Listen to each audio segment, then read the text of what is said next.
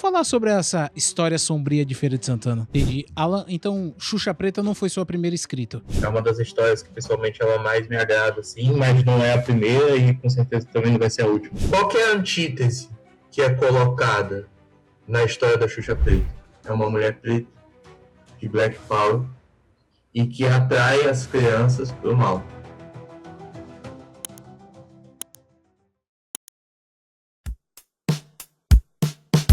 Estamos começando mais um episódio do Ferapod e hoje, de maneira inédita, estou aqui sozinho porque vou contar uma história de um escritor feirense, Alan de Sá, que, segundo a produção, aí eu vou ter que conversar com você, diretor, é a história mais sombria de Feira de Santana. Porque não aqui à minha frente, nem no nosso estúdio, mas sim no estado de São Paulo, Alan de Sá. Alan, você é o nosso primeiro entrevistado online. Muito obrigado por essa oportunidade de bater um papo com você. E vamos falar sobre essa história sombria de Feira de Santana. Oi, gente, tudo bem? Muito prazer. Estou muito feliz de estar no Ferapod. É um podcast que eu acompanho de longe, assim, como você falou, né? Eu tô aqui em São Paulo, a gente estava até conversando um pouquinho mais cedo. Aqui em São Paulo, geralmente quando as pessoas me perguntam de onde eu sou na Bahia, eu falo que sou de Feira de Santana, e essa é uma informação que as pessoas esquecem em 2 segundos. Então, tipo, as pessoas depois já perguntam, mas você é de Salvador? Não, sou de Feira de Santana. Mas como a gente está dentro de casa, então posso falar que eu sou do Parque Lagoa do Subaé, que todo mundo vai conhecer, mas muito mais fácil. Sou publicitário, sou formado em jornalismo, na verdade. Me formei em jornalismo, trabalho com publicidade já há alguns anos.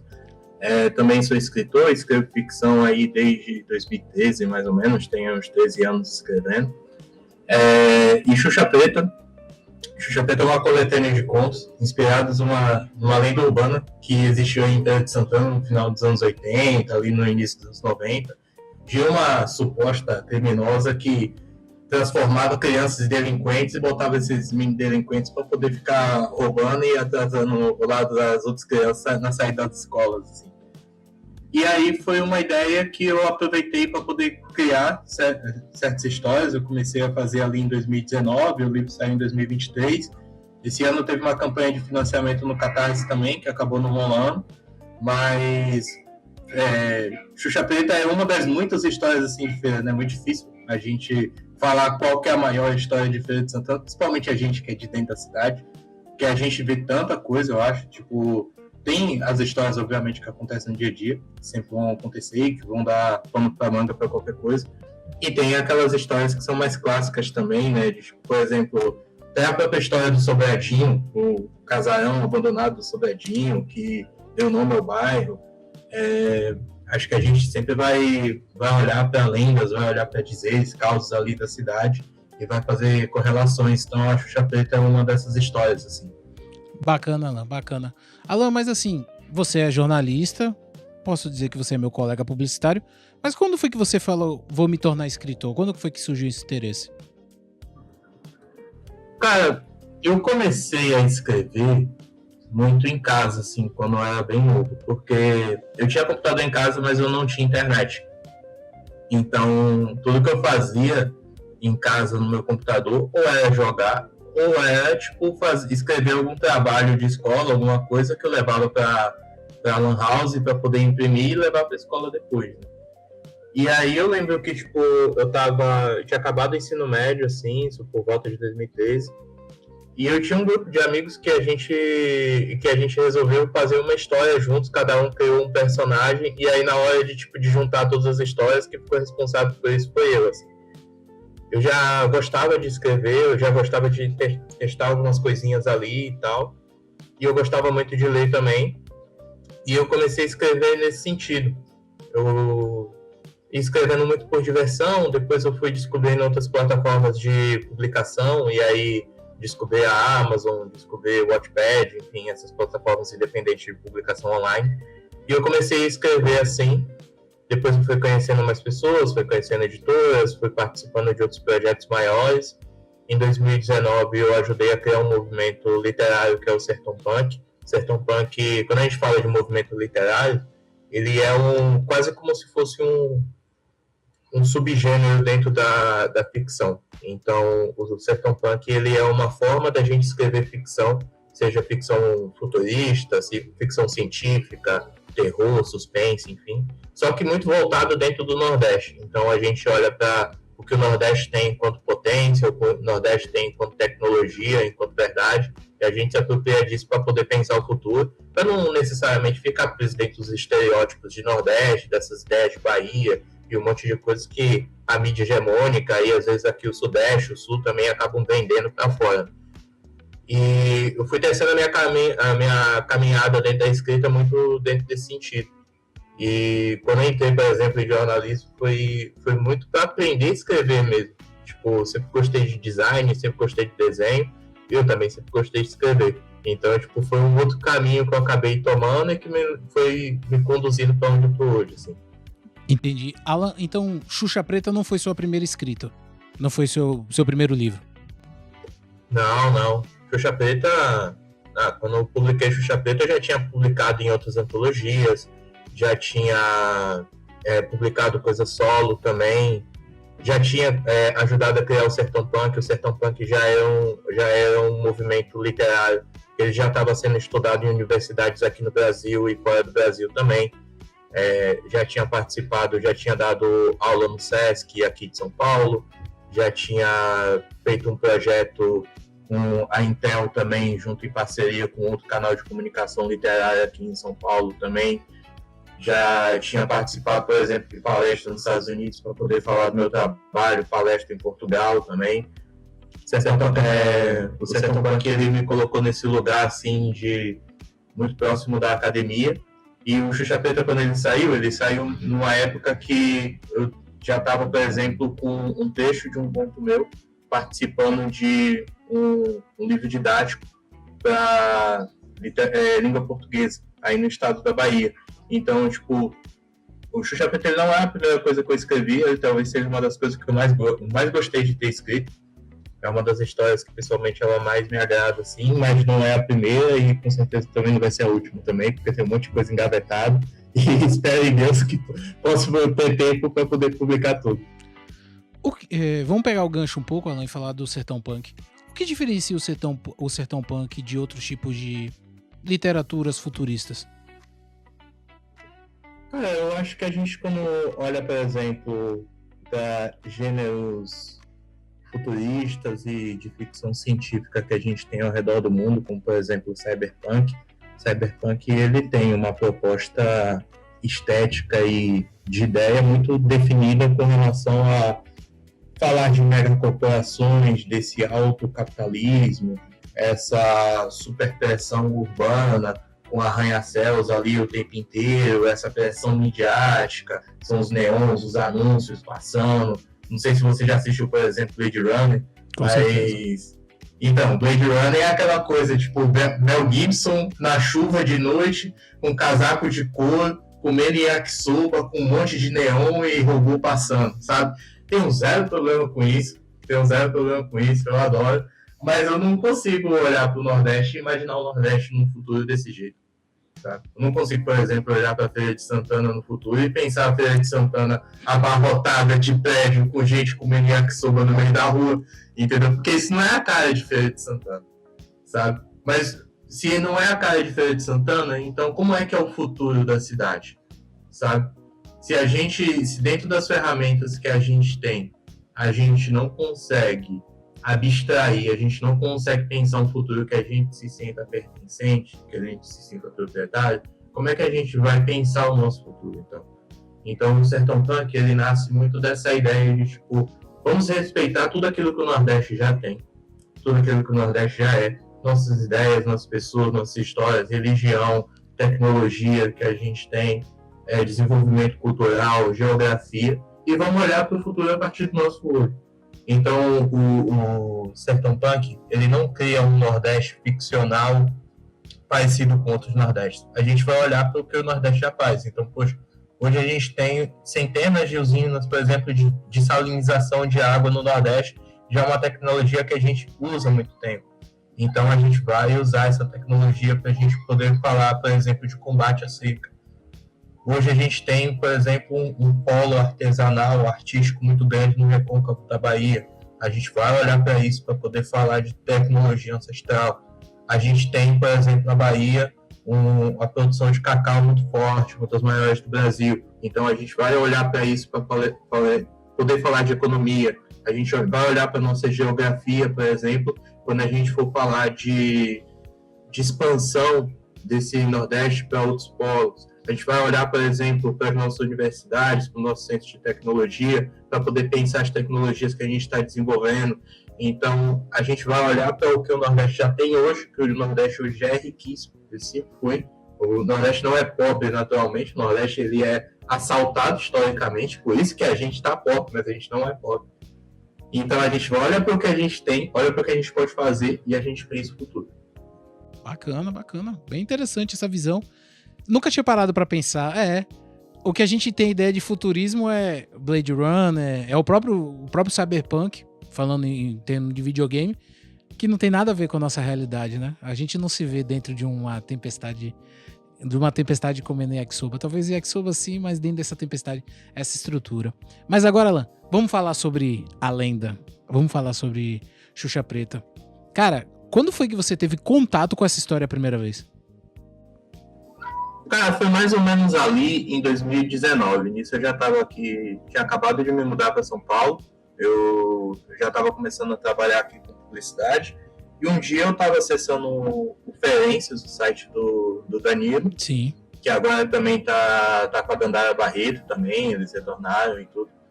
E na época tinha uma matéria falando sobre o que é que tinha acontecido com a Xuxa Preta. E eu pensei, pô, nem sei o que é a Xuxa Preta, nem sei quem é essa mulher, como é que eu vou saber o que aconteceu? E aí eu tava lendo assim a matéria e eu achei muito interessante, né? O jeito que ele tava falando, que era uma história que acontecia ali no final dos anos 80, que as pessoas tinham medo, as crianças tinham medo, por exemplo, quando saíam da escola, de encontrar os meninos que eram membros da gangue da Xuxa Preta, e que a Xuxa Preta colocava crianças para cometer crime, esse tipo de coisa. E aí eu falei, cara, eu vou começar a rascunhar alguma coisa aqui. E aí na época eu comecei a escrever a história, só que a história era completamente diferente.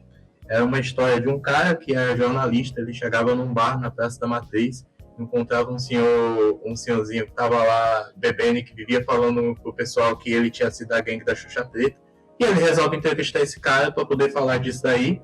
E aí o dono do bar fechava o bar, ficava só o dono do bar, o velho, o jornalista, e os três começavam a contar a história da Xuxa Preta e um entrava no meio da história do outro, por aí vai. Tava bem maneiro até. Só que aí eu parei de escrever assim, eu falei, eu acho que eu vou dar uma congelada nisso, depois eu vou tentar achar o melhor formato para esse daqui. Deu uma congelada. Quando chegou em 2023, eu estava começando um processo de agenciamento literário, estava fechando um contrato com um agente literário na época. E aí ele falou, pô, você tem alguma coisa pronta? Eu falei, velho, tem uns negócios aqui, vou dar uma olhada aqui para ver o que é que eu tenho. Aí eu peguei o que eu tinha escrito do Xuxa Preta, e eu li e eu falei, cara, eu acho que não é isso daqui, não. Eu acho que a história, a temática da história pode até ser a Xuxa Preta, mas eu acho que o jeito de contar a história não é esse. E aí eu falei com ele, eu falei, tenho uma ideia, me dá uns dias aqui para poder dar uma mexida nela, e aí eu vou tentar fazer um negócio diferente aqui com você. Aí, tá. E aí nisso fui estudando, fui pensando como é que eu ia escrever a história. Defini que não ia fazer uma história sobre a Xuxa Preta, eu não queria falar sobre ela especificamente, eu queria falar sobre as pessoas da cidade. Eu queria falar de como as pessoas da cidade se relacionam com uma lenda urbana nesse nível. Quis extrapolar esse sentimento. E aí eu fui tecendo histórias sobre moradores de Feira de Santana. Então, sobre, por exemplo, um menino que sofria bullying na escola porque tinha medo da Xuxa Preta, um pedreiro que morava em uma rua próxima e que o pessoal dizia que aquela rua era perigosa, que a Xuxa Preta cometia crime lá. Fui pensando, por exemplo, uma moradora de rua que era chamada de Xuxa Preta pelas pessoas e tal, e que sofria violência por conta disso. Então, fui procurando essas histórias, procurando quais que eram as verdades que fazem parte do dia a dia das pessoas, quais que são os dramas que a gente, Feira de Santana, acaba vivendo em determinadas situações, diversas situações, e como a Xuxa Preta poderia fazer parte disso tudo. E aí eu fui tecendo as histórias nesse sentido. Entendi. Chegou a hora das vagas IEL desta semana. A primeira vaga de hoje é para o curso de administração. Essa vaga é para a cidade de Feira de Santana. A remuneração é de R$ 750 mais R$ 220 de auxílio transporte. A carga horária são de 30 horas semanais, de segunda a sexta. A segunda vaga de hoje é para técnico em administração. Essa vaga também é para a cidade de Feira de Santana, sendo a remuneração de R$ 600 mais R$ 236 de auxílio transporte. A carga horária são de 24 horas semanais, de segunda a sábado. A terceira vaga de hoje é para técnico em eletromecânica. Essa vaga é para a cidade de Conceição do Jacuípe. A remuneração é de R$ 700 mais R$ 200 de auxílio transporte. A carga horária são de 30 horas semanais, de segunda a sexta. A quarta vaga de hoje é para enfermagem. Essa vaga é para a cidade de Feira de Santana. A remuneração é de R$ 700 mais R$ 200 de auxílio transporte. A carga horária são de 30 horas semanais, sendo os dias a trabalhar a combinar. A quinta vaga de hoje é para engenharia civil. Essa vaga é para a cidade de Feira de Santana, sendo a remuneração de R$ 950 mais R$ 100 de auxílio transporte. A carga horária são de 30 horas semanais, de segunda a sexta. A sexta vaga de hoje é para o curso de administração. Essa vaga é para a cidade de Feira de Santana, sendo a remuneração de R$ 700 mais R$ 200 em auxílio transporte por meio do cartão Via Feira. A carga horária são de 30 horas semanais, de segunda a sexta. E para você que quer obter mais informações sobre essas e outras vagas, acesse ielbahia.com.br, link na descrição ou QR Code na tela. Você me deixou com uma dúvida agora, Alan. Duas questões, mas vamos, como diria o Jack Stripador, por partes. A Xuxa Preta, essa lenda, existiu essa figura Xuxa Preta no que você pesquisou? Cara, do que eu pesquisei assim, é bem certo, tá? Porque certo. Eu fui até olhar depois, tanto na época em 2019, quanto também depois, quando eu fui escrever, eu fui ampliar um pouco as pesquisas sobre Xuxa Preta. E aí eu achei, por exemplo, Xuxa Preta no Espírito Santo. Eu achei uma história de uma mulher no Espírito Santo, que é chamada de Xuxa Preta. Eu achei uma história no Ceará de uma mulher chamada Xuxa Preta. Só que essa Xuxa Preta do Ceará, ela é diferente, assim, porque o pessoal, ela era uma mulher que ela, tipo, se arrumava toda para poder ir para a pracinha da cidade no interior do Ceará, na expectativa de arrumar um marido.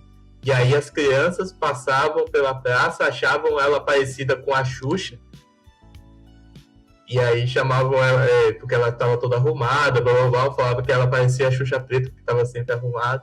Achei, por exemplo, histórias de Xuxa Preta no Maranhão, achei no Tocantins, e achei algumas outras histórias que são um pouco parecidas, mas que não são necessariamente da Xuxa Preta, mas que era, por exemplo, a Xuxa Louca, no Rio Grande do Sul, em Santa Catarina, achei também. Então, tipo, acho que existe um fenômeno. E aí não é nem uma coisa sobre a lenda em si, sobre a existência ou não.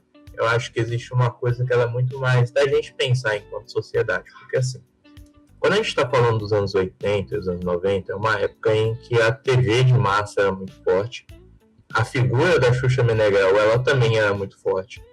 E a gente tem uma correlação entre a televisão enquanto babá, porque é uma época em que os pais, tipo, vai trabalhar, deixa a criança assistindo televisão. E a Xuxa, enquanto rainha dos baixinhos, ela entra nesse lugar de ser a proximidade com a criança que os pais não tinham através da televisão, por mais distante que ela tivesse, tanto que ela ganha esse status aí de rainha dos baixinhos. E a Xuxa em si, ela não tem nada a ver com a história da Xuxa Preta. A história da Xuxa Preta, ela não fala em nada, nem a história que eu escrevi, muito menos a lenda urbana sobre a Xuxa Preta.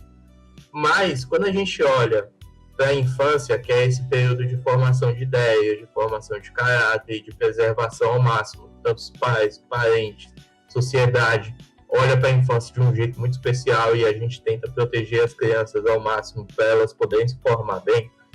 Quando a gente tem, por exemplo, o impacto nessa formação da criança, a gente fica muito preocupado com o que pode acontecer com o destino daquela criança.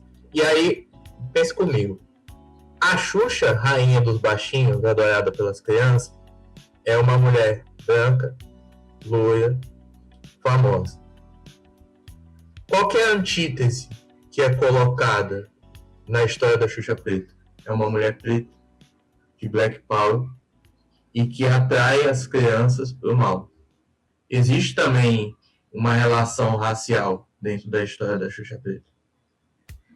Ela poderia ser qualquer outra Xuxa, mas ela é Xuxa Preta por um motivo. O motivo do demarcador racial muito bem delimitado.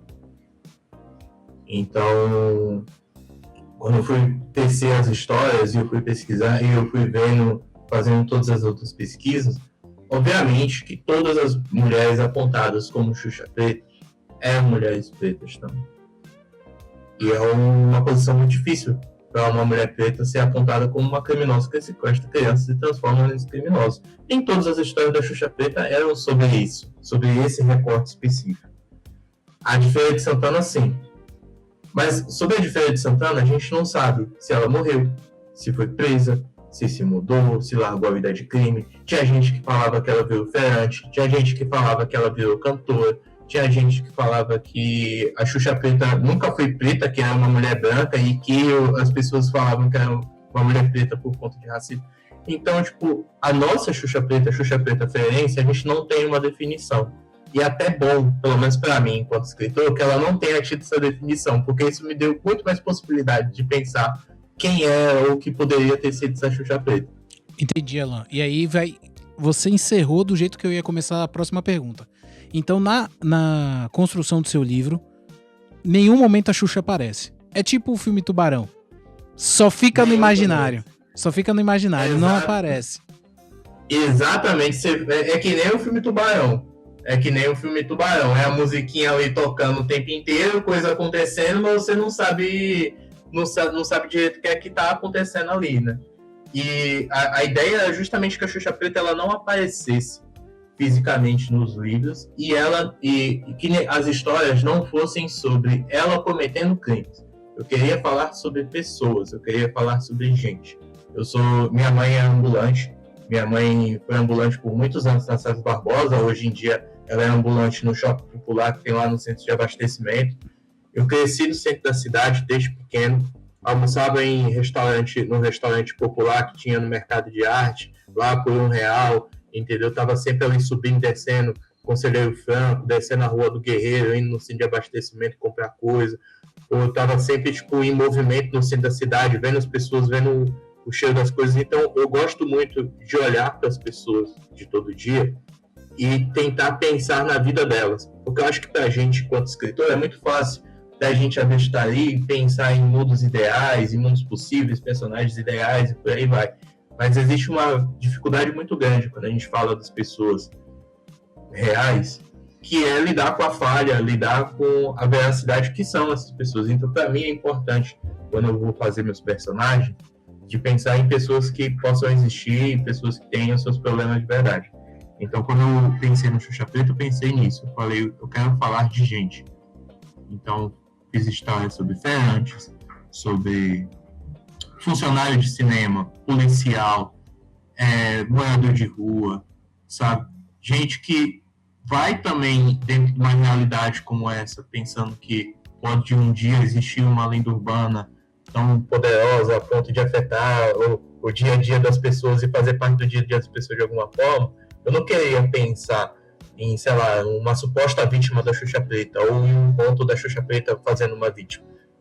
Eu queria falar das pessoas que não são vítimas dela, mas que convivem com ela ali de alguma forma, sabe? Porque eu acho que tem um molho, tem uma coisa divertida, diferente nesse outro ponto de vista. Entendi. E é legal trabalhar o imaginário nas construções dessas literaturas. Alan, você tá na Paulista, você está em São Paulo, e aí eu lembro de uma lenda urbana de São Paulo, essa figura existiu, até um jornalista escreveu no blog dele sobre Fofão da Paulista. Você já ouviu falar dele? Pronto. Pegando esse gancho do Fofão da Paulista, da Xuxa Preta, que teve em várias cidades, Xuxa Louca e várias figuras que são lendas urbanas, você acha que isso é uma característica das cidades? Cidades que já entram no porte de médio para grande começam a criar lendas urbanas? Isso com certeza. acho que não é nenhuma uma coisa das cidades grandes, é uma coisa do próprio ser humano mesmo. A gente, quando ser humano, a gente consegue fazer algo que é muito diferente para outras espécies, que é passar ensinamentos através da ficção. A gente consegue pegar nossas experiências e inventar uma história para poder ensinar algo para outra pessoa, né? Então, a maioria das lendas, elas nascem nesse sentido. É muito comum em grandes cidades, principalmente, a gente ter essas lendas, elas fazendo parte do imaginário coletivo urbano. Então, por exemplo, a loira do banheiro é uma lenda urbana, que não só ela é uma lenda urbana porque ela se passa na cidade, mas porque ela mexe com o imaginário coletivo urbano. A gangue do palhaço, por exemplo, a mulher na estrada, sabe? Do mesmo jeito, por exemplo, que em outros momentos a gente teve outras configurações de lenda que hoje em dia são coisas diferentes. Então, vamos supor, as próprias lendas do folclore, em algum momento, elas não eram folclore. Elas foram lendas urbanas.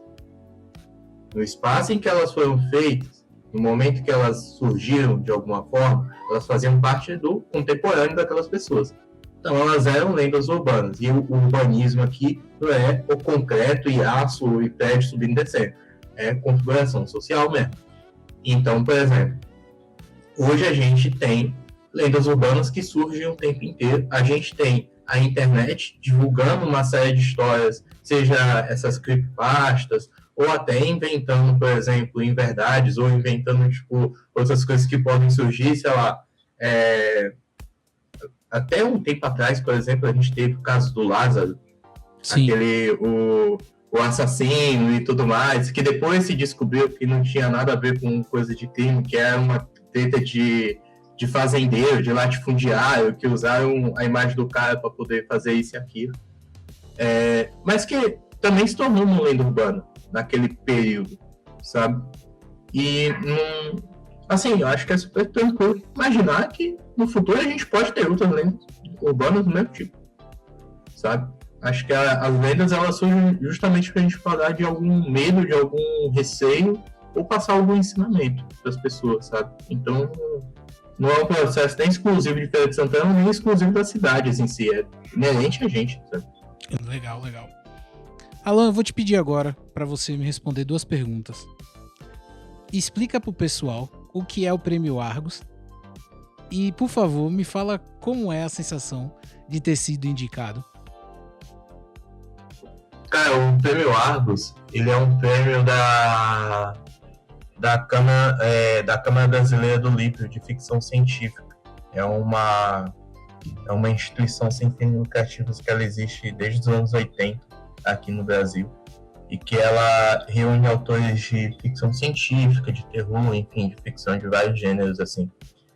E aí, todos os anos, o prêmio ele faz uma votação dentro dos membros. Primeiro, a gente tem uma primeira fase, que é uma fase de eleição das obras. Então, tipo, toda obra que foi publicada um ano antes, ela pode concorrer ao Prêmio Argos do ano seguinte. E aí, os membros, eles escolhem, entre os membros, uma lista de finalistas, e depois essa lista é aberta para o público e o público faz a votação. E aí, em 2024, o Xuxa Preta ele foi um dos finalistas na categoria Melhor Coletânea de Terror e Suspense do Prêmio Argos. Na época, eu tô aqui em São Paulo, aí eu fui pro Rio para poder participar da premiação. Foi a primeira vez que eu fui pro Rio de Janeiro. E aí, foi muito maneiro, assim. Eu já tinha sido indicado em outro prêmio, com outro trabalho também que eu tinha feito. Na verdade, outros 2 prêmios literários, já tinha sido indicado com outros 2 trabalhos que eu tinha feito. Mas acho que até pelo Xuxa Preta ele ser um projeto que ele fala muito de Feira de Santana, fala muito da cidade, fala muito das pessoas da cidade. Pessoas de Feira de Santana que leem o Xuxa Preta, elas conseguem identificar uma série de lugares e situações que a gente sabe que existiu. Então, tipo, isso passa um pouco batido quando a gente está falando de outras pessoas, mas, tipo, o Xuxa Preta ele tem essas especialidades, né? Então, tipo, a indicação do Xuxa Preta a esse prêmio foi uma parada super, super importante, assim, para mim naquele momento. E que eu acho que também serviu para dar serviu para dar uma consolidada naquilo que eu tinha pensado. Acho que quando a gente faz uma obra e a gente vê essa obra sendo reconhecida de alguma forma, seja através da leitura das pessoas, indicação a um prêmio, enfim, a gente tem um pouco mais de certeza naquilo que a gente fez e tem um pouco mais de segurança e vontade de fazer mais coisas, né? Então acho que é importante nesse nível. O Alan, me diz uma coisa. Você acha que você ainda tem muita lenda urbana para explorar em Feira de Santana? Pra caramba. Eu sou doido pela lenda do Sobradinho, velho. Qual Não é? sei se você conhece. Você conhece a lenda do Sobradinho? Não, fala superficialmente aí pra mim. Cara, do Sobradinho diz que existia um senhor, um barão, um senhor de escravo, um cara bem rico que morava na região do Sobradinho, que ele tinha uma casa grande, que era um sobrado enorme e tal. E um dia ele chegou em casa, pegou a mulher dele traindo ele, ficou puto, tacou fogo em tudo e morreu todo mundo queimado, inclusive ele também. E aí o lugar virou um lugar meio mal assombrado. E em volta disso se construiu o bairro Sobradinho e diz o povo que o nome Sobradinho é por conta desse sobrado que pegou fogo. Então, por exemplo, é uma das lendas urbanas da cidade que eu também sou doido para poder explorar também. Mas eu gosto de não só pegar lenda urbana assim, sabe? Eu gosto de pegar coisa mesmo da cidade. Então, por exemplo, sou doido para escrever um conto ou uma história na micareta. Doido. Ainda não tive essa oportunidade. Mas eu tenho uma, por exemplo, que se passa no Bando Anunciador. Sim. Então, por exemplo, eu gosto de pegar... Eu tenho um livro que está inédito ainda tô vendo como é que eu vou fazer para publicar ele ou não, que ele basicamente se passa todo na Conselheiro Franco. Então, tipo, eu gosto de pegar esses aspectos da cidade e se alguém aí, se a galera estiver assistindo, souber de outras lendas urbanas aqui, não, teve essa lenda urbana aqui, vai falar do Jacaré da Lagoa Grande. Jacaré da Lagoa Grande é uma das coisas que eu adoro também, tá? Sou doido pra fazer uma história do Jacaré da Lagoa Grande, mas qualquer história, assim, que eu acho que pode ser maneira pra gente adaptar e pensar a literatura, com certeza, não tem problema com isso não. Alan, você tem vontade de transformar a história da Xuxa Preta em uma série, em um filme? Chegamos a exercitar isso, sim. Eu fiz o roteiro do Xuxa Preta enquanto uma série de TV. Massa. Esse roteiro existe, tá tudo pronto, bíblia de série, tudo pronto. E eu tentei editar em alguns momentos também, a gente ainda tá... Edital é sempre muito difícil, né? Edital é sempre muito complicado, porque às vezes você não sabe, por exemplo, o que é que fez o seu projeto ser recusado pela banca ou não, sabe? Às vezes você não consegue contestar uma decisão, mas enfim, eu fui tentando também, eu acho que esse material está pronto, eu vou tentar de novo editais também, acho que é uma oportunidade de maneira da gente fazer publicação e adaptação ao mesmo tempo. É óbvio que, se tratando de editais, aí eu precisaria de um edital de desenvolvimento, um edital de produção, um edital de finalização, ainda precisa vender para uma distribuidora os direitos de distribuição, por aí vai. As coisas não são do dia para a noite assim. Sim. Eu adoraria ver um Xuxa Preta sendo adaptado para o audiovisual. Sendo adaptado para o audiovisual, filmado em Feira de Santana. Sim. Eu acho que essa é uma das coisas assim que é imprescindível.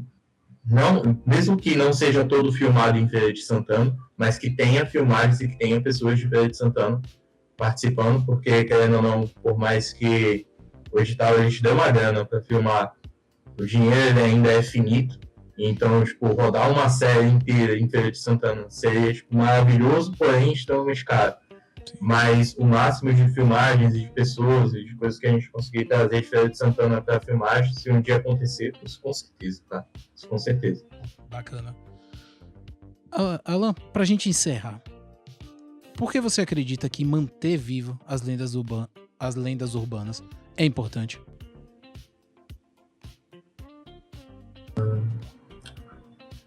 Pensando até um pouco no que eu falei, né? Antes, assim, eu acho que quando a gente fala de passar ensinamentos, de contação de histórias, é importante para a gente ensinar as próximas gerações, ensinar as crianças, ensinar, tipo, não só as próximas gerações, mas para a gente ensinar a nós mesmos também e pensar coletivamente, pensar individualmente, as escolhas que a gente faz enquanto sociedade. Uma lenda urbana, ela pode ter só uma aparência de um monstro, de algo assustador e por aí vai, mas no final das contas ela fala muito sobre a forma que a gente vê o mundo. A própria Xuxa Preta é um reflexo disso, assim. Você pode olhar só para a história da Xuxa Preta como uma história de assustar crianças na saída de escola. Tudo bem, tá ligado? Tipo, ninguém é obrigado a ver as coisas da mesma forma.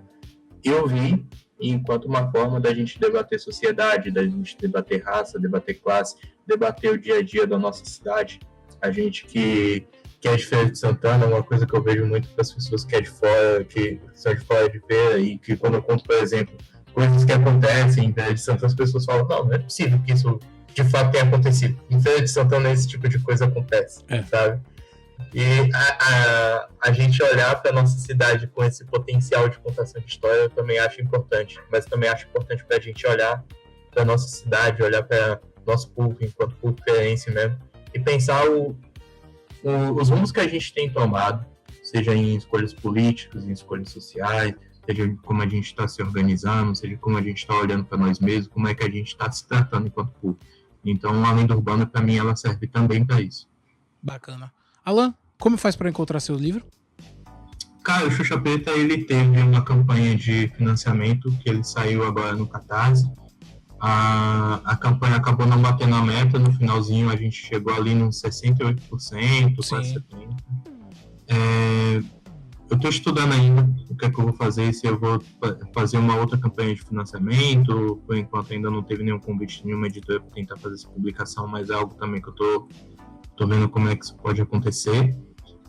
Para esse ano deve sair alguma outra coisa também, deve sair outros projetos que estão parados, que estão inéditos também, que ainda não são Xuxa Preta, mas que também se passam em Feira de Santana, porque a maior parte das coisas que eu escrevo se passa em Feira de Santana também. Sim. Então o povo de Feira não vai ficar desgarnecido com relação à história, para poder ler, assim. Mas sobre o Xuxa Preta, teve essa campanha de financiamento, ainda não sei como é que eu vou fazer com o projeto. O projeto é tudo pronto, tudo pronto, desde revisão até o registro na Biblioteca Nacional. Então, tipo, sim, é basicamente imprimir e publicar, só mesmo tenho que ver como é que vai funcionar esse processo de publicação e distribuição. Bacana, Alan.